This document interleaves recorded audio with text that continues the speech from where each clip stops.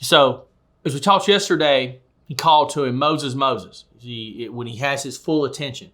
And then God says some things to him. The angel of the Lord speaks to him. He tells him, don't come any closer, right? Don't come any closer. Keep your distance, right? Then he tells him to show reverence for God's presence. Take off your sandals, right? For you are standing on holy ground. You know, there's that great song, Holy Ground. I love that song when I was a kid growing up. Haven't heard it in a long time.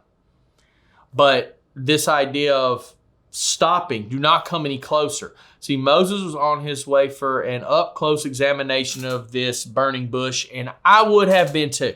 I get it. Don't blame him. I'd have been heading that way too. But God stops him. And removing the sandals is important because this shows humility. Only the poorest and the most needy had no shoes, right? It was the servants that had no shoes. And when you're in the immediate presence of God, you are a servant.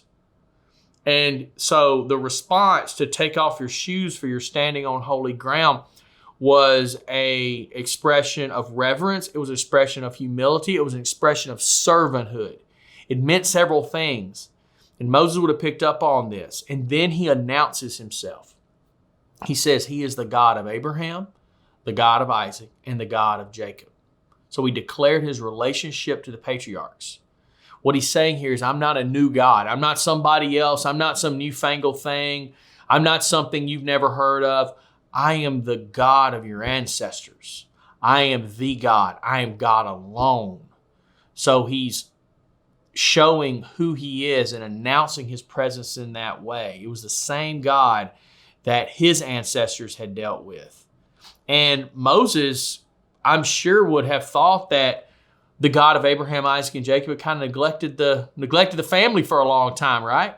Had neglected the nation of Israel. They were in bondage. They were in captivity. They had been worked half to death. Their children had been thrown in the Nile River and drowned. I mean, it's understandable why he would have seen this. But even through this time, God was at work. God was still at work in the middle of this. And now it's time to call this nation out. And this is the moment where Moses is used to call them out. And we'll pick up with that tomorrow. See you then, guys.